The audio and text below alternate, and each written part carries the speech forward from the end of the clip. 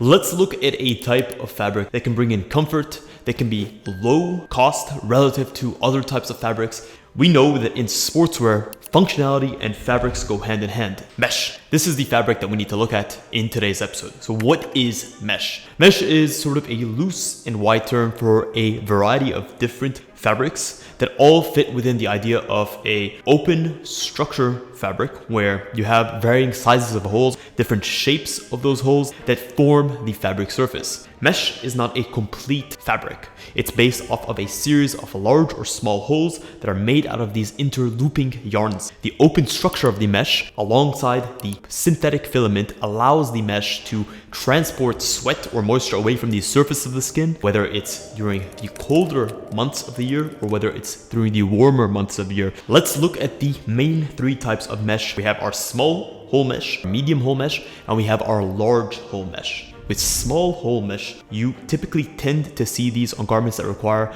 more shear ability. So this is sometimes called gauze mesh because of the way that the yarns are interlooped together. But in short, you typically tend to see this type of mesh on things like hosiery, sports bras, in specific parts of the legging, and they just bring in a lot of breathability and airflow into the garment. Also, this type of mesh tends to be a lot more soft and silky on the skin, medium holes mesh. This is otherwise called as a net mesh. You typically tend to see it as the lining fabric on outerwear trousers that are made out of a woven outer shell or an outerwear windbreaker. Typically, the mesh holes usually range between a 1/16 of an inch to an 1/8 of an inch in their diameter.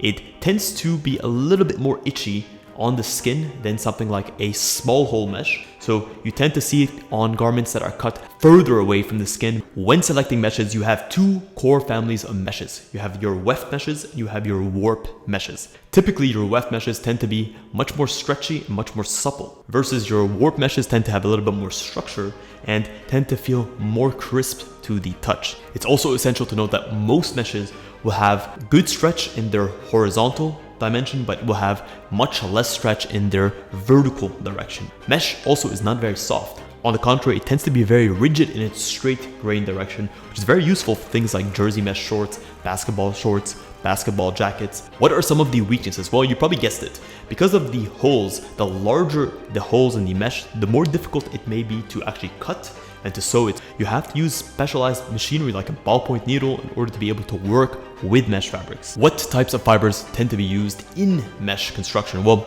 usually the main types are 100% polyester. You may bring in a micro mesh or a micro polyester, which is a finer version of polyester. You can bring in nylon, but nylon is not the primary type of fiber used to create mesh, especially in sportswear. If you guys enjoyed this video, please consider smashing a massive thumbs up. Maybe you have some questions that you would like to ask me personally. I do hold personalized one-on-one consultations every single week. Check the link in the description. Guys, I say this from the very bottom of my heart. Thank you so much for tuning in to this episode of Fittdesign TV. Until next week's episode, stay awesome.